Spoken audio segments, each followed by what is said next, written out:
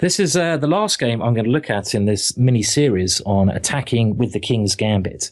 One of the most romantic of openings, and certainly an opening I love to play. Now, I'm actually going to tell you a bit of a joke here as well. I mean, what happened to me in a game, and it wasn't actually this game, but I had a friend, and, well, he can be a little bit naughty at times, should we say. And I was quite known at the time to be playing the King's Gambit. And he knew I had white, and we were talking about the opening the night before. And I have to say, he should definitely remain nameless, this friend of mine. And he knew I was going to play the King's Gambit the next day in a game. And what happened was I sat down at the board against my opponent, and we got the position here on the board. I tried to lift my F-pawn here, but someone had glued my F-pawn to the board. Can you believe it or not? So I was sitting down at this tournament, and I'm sure you're not allowed to do this in tournaments. Do not try this at home. But I went to move my F-pawn, I pulled it up, and all the board went crazy. So he'd actually glued my F-pawn to the board. Very naughty of him. But this shows you how much I enjoy playing the King's Gambit. And in this game, my opponent was David Howe, and it was a very important game. And it was played in the British Championships, and we were both sort of up there at the top, and a win here would have maybe put me in a great position anyway to win the championships. And my opponent was David Howe, who's rated about 2650. Very strong player from England, quite a young player still, so a lot of potential. And in this game, we're going to have a quick look, only a very brief look, at other options you might face. So a quick look at what happens after f4 if black doesn't take the pawn on f4. So we'll cover that quickly. And then we're going to go on to the main game. And in the main game, my opponent took on f4 and played a queen to h4 check very quickly. So this is what I want to look at, how to deal with a queen to h4 check. And I think a lot of people will face this in their games. But first of all, what should you do if your opponent does not capture on f4? And I let you know, this can only work if your friend has not superglued your pawn on f2 to the board. And he was quite lucky he didn't get thrown out the tournament, but I kept my mouth shut about this. Can you imagine, you're trying to sit there at a tournament, you're all prepped up, you go to pick up your pawn, and you lift up the whole board because it's attached to the board, and everyone looks at you, and you're completely confused, you've got no idea what's going on, and there's someone laughing in the background, so it's quite obvious who did it. But okay, after f4, what other options does black have here? Well, the main option is d5. This is a counter-attacking move. And here you have to be a little bit careful. You should always take on d5. Now, taking on e5 just loses the game immediately, and this is something you avoid doing at all costs in the King's Gambits. It should be pretty obvious why it loses. Look for checks, look for aggressive move black has. Queen to h4 check. And if g3, queen takes e4 check, winning a rook. Now, that would be a very embarrassing way to go home. So, do not allow that move. So, what you have to do in this position, instead of taking on e5 here, which should just lose, you have to always take on d5. And in this position, there's a number of options. The main move is taking on f4. This is rather shadowed out the main move. If black goes e4 here, and there's quite a lot to take in this video, lots of different systems. I mean, you kind of have to learn these ideas, so maybe play this video a couple of times if you're getting confused. Now here, you should play d3. Try to remove this pawn on e4 from your position, from your side, as quickly as possible. The main line here is knight to f6. Now you should take on e4, and after knight takes e4, there's a couple of good moves here, but I like allowing my opponent to get his bishop to c5 here, and I'd rather be the one sacrificing. So bishop to e3 is my favourite move. Yes, this does allow queen to h4 check when we should block with g3, and black has to really take on g3. Now we flick in this move, knight to f3, first gaining a tempo on the queen. When the queen moves, I take this knight off, sacrificing the knight, and I go queen to e2. And this is getting ready for some discovered check with my bishop. Yes, I'm exchanged down, but I've got quick development here, knight c3, castle's queenside, better development. My opponent's queen is out of the game on h1. So I really like this kind of position. So if we just go back, that is against the move e4 in this position. We just hit it with d3. Okay, well, after we take on d5, I mean, again, there are other options. c6 is something else we should be wary of. Again, you always have to be careful when you take the pawn on e5. This would again fall into the same trick. Queen to h4 check, and we're losing. So do not take the pawn on e5 here. Instead of taking this pawn on e5, we should just go knight to c3, which is the theoretical move. And this has a bonus. If we move knight to f3 in the last position, we get hit by e4. And here we are now threatening to take on e5 because our knight on c3 controls the e4 square. So c takes d5, and now we can take on e5. And after something like d4, our knight sits on e4. White's known to be slightly better here. Okay, and the only other real move that you need to know about in this variation after d5, we take on d5, is the main move, and that is e takes f4.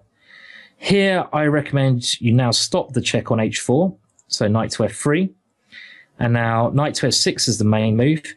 It's preferable for black to take back on d5 a knight than the queen, because after queen takes d5, you simply go knight to c3, and white has quick development. In typical King's Gambit style, you want to go d4, take your pawn back, develop with speed. You do not need to worry about this variation.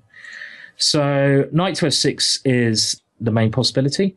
And here I'm going to recommend you go for a quick development line, quick castling, and this is the most dangerous of whites. Nakamura actually used this line to defeat Mickey Adams a couple of years ago. And the line I'm recommending you play here is bishop to c4. And this allows you to castle quickly. And after knight takes d5, I simply say you castle. And if bishop to e7, just d4.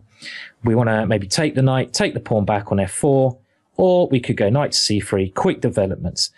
I mean, if black ever plays g5, I mean, this is one move, you know, black can play to hold on to this pawn. But you've got to be willing to be a pawn down in some positions. And one of the problems black will run into with g5 is that his king is going to be much weaker when it castles. And even here you have some aggressive move like knight to e5, allowing our queen to zoom over to h5. And don't forget, when your opponent has gone g5 and f4, you should also be looking at the moves g3 and h4 to destroy his pawn formation. Okay, well, that's really, I mean, a very, very quick lowdown of what you should be doing after d5. That you should simply take on d5, and then, depending on what black plays, go for quick developments. So what else can be played here as well as this d5 move? Well, bishop to c5 is very popular at the lower level and it's been recommended by a number of players in books. So I think I want to just concentrate on this for a minute as well. In this position, I'm going to suggest you simply develop with both your knights first. Then you try to put your bishop on c4. Then you play d3. And last, you put your knight on a4 to try to swap off this strong bishop. This is my simple development strategy. Develop your knights, put your bishop on c4, go d3, and then try to go knight to a4 to swap off the bishop on c5. Let's just see that in action, this plan. Knight to f3 first. Now black defends with pawn to d6, knight to c3. Let's say knight to f6, bishop c4, knight c6, d3. And if castles, knight to a4, swapping off this very powerful piece.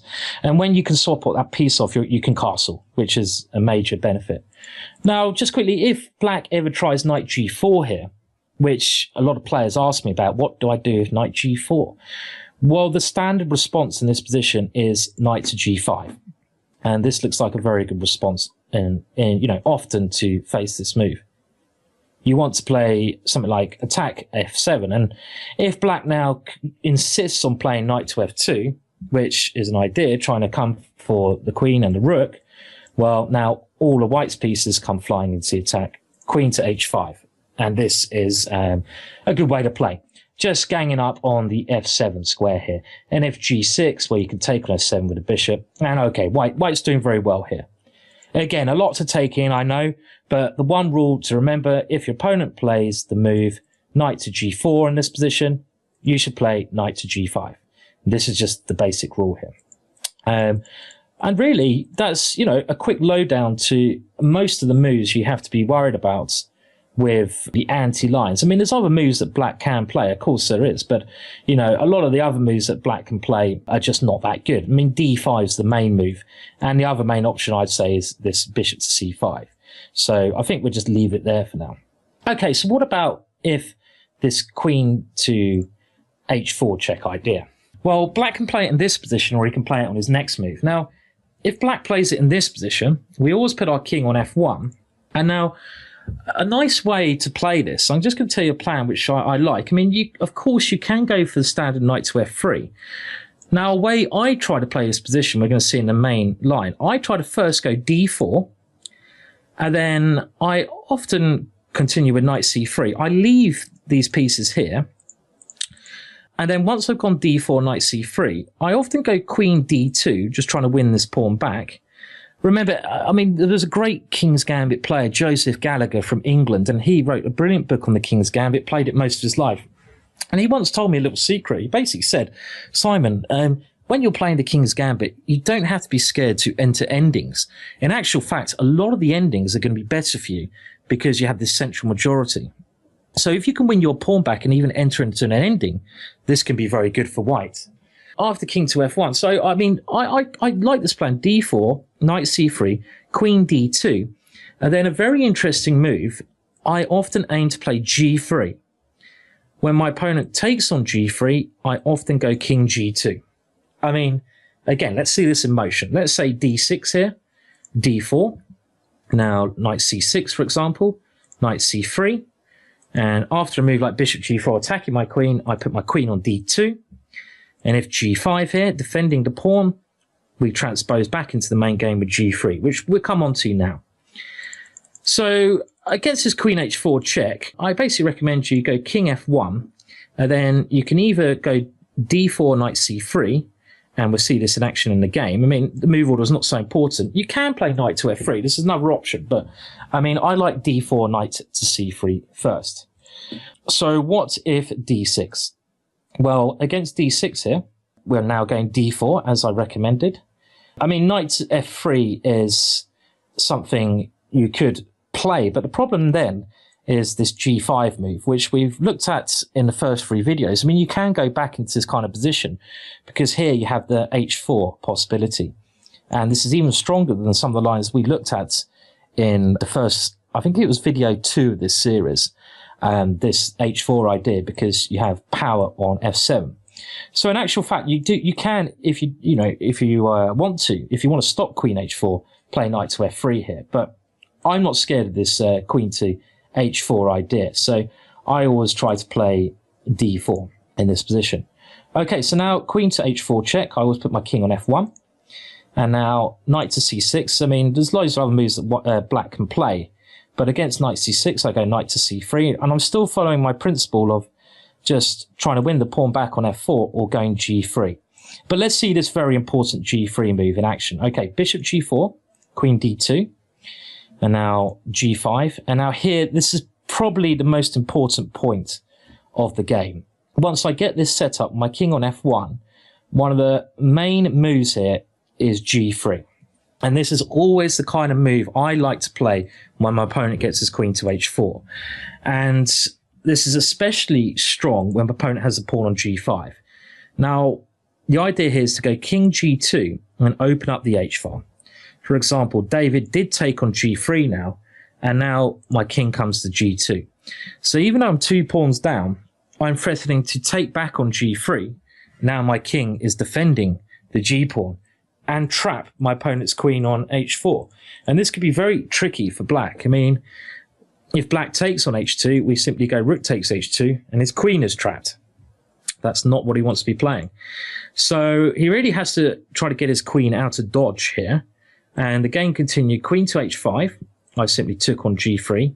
And now queen g6. And even though I'm pawn down in this position, I really like white's chances here. I mean, I've always got a chance to take on g5, which I did in the game. What I probably should have done, though, was keep the queens on the board, because my opponent's king has no safe place to hide. For example, I think knight to h3 would have given me a great position here. And if something like bishop e7, the knight comes back to f2. And my knight's found a very good square. And then after something like bishop to d7, we have another typical King's Gambit move, knight to d5. And this gives white a great attacking position. So I think this is a very nice way to play. Let's show you what happened in the game. I mean, I took on g5 here with the queen, and it got very tactical. after knight takes d4, queen takes g6, pawn takes here, bishop takes g8, and knight to d5. And even here, I was actually winning a bit later on, and I kind of threw the game away, and we ended up getting a draw. But really, around this moment, some of the most interesting moments are gone. I mean, I wanted to include this game because after this game, and it's, okay, not one of the most exciting King's Gambit ideas, but I think your opponent will get queen to h4 check in a number of his games, and this has given you now a solid way to play against all the black's options. And, well, I mean, this game is still quite fascinating in this position with lots of tactics going on. I've got knight to f6 ideas, lots of pieces on pre, taking on e7 ideas. After my opponent played rook g7, I played rook to h8, and there was one moment which I'll just show you. Rook f7 was played, my knight came to f6. And around here, well, I could have done bishop to e3 here, and this would have given me a winning position. But I missed this move. The game ended in a draw, not the end of the world. But to be honest, I don't think we need to look at the rest of the game because this was really a roundup of the King's Gambit. And just to go over those main points again, this is with f4. Now, if your opponent plays the move d5, you always capture on d5. So this is rule number 1. And then against e4, you go d3. So remember that move. If your opponent takes on f4, you should now develop with knight f3. And here, because the e-file is open, I recommend you go for quick kingside castling. So you want to get your bishop out and castle kingside. This is very important in this position. If your opponent plays bishop to c5 here, you should develop both your knights, get your bishop out to c4, go d3, and try to go knight to a4. So that's very important. If your opponent takes on f4, bishop c4, and then if we play queen to h5 check at some moment in this position, h4 check, queen to h4 check, we should move our king to f1. And here, my favourite way to play is with d4, knight to c3, and then g3 and king g2 at some stage. And this gives great attacking chances for white. But yeah, that really finishes my coverage on the King's Gambit for now. Hopefully these 5 videos have given you a real nice taster of the potential of the King's Gambit. Some nice attacking ideas we've shown in these games in the King's Gambit. In my experience, it can be a deadly weapon still. Even though it's this old, romantic, fascinating opening, even nowadays, it can have devastating effect. Mainly because a lot of players playing black, after the move e5, they might have looked at lots of Rule Lopez lines with knight to f3, so they might have spent all their time learning those openings. A lot of players will not actually know what to do when you play f4, so it's really good practical opening. And with the information I've given you in these 5 videos, you now have a choice after black takes on f4 of going knight to f3 or going bishop to c4. And hopefully I've given you a great tester and given you the ideas of what you should be trying to do. Do not be scared to sacrifice material. Try to build up your center, try to home in on the f7 square, and then maybe too, you could perform a little bit of Morphy magic, just like the good old days of chess, when people were supposed to sacrifice their pieces, go for checkmates. And I'll tell you what, the King's Gambit is one of the most fun openings to play. Even if you lose, even if you draw, you're guaranteed to get an exciting and fun opening when playing the King's Gambit. Please tell me about how you get on the King's Gambit. I will try to look at your messages. Good luck if you give it a go. At least you're brave then. Show that you're brave. Play the King's Gambit.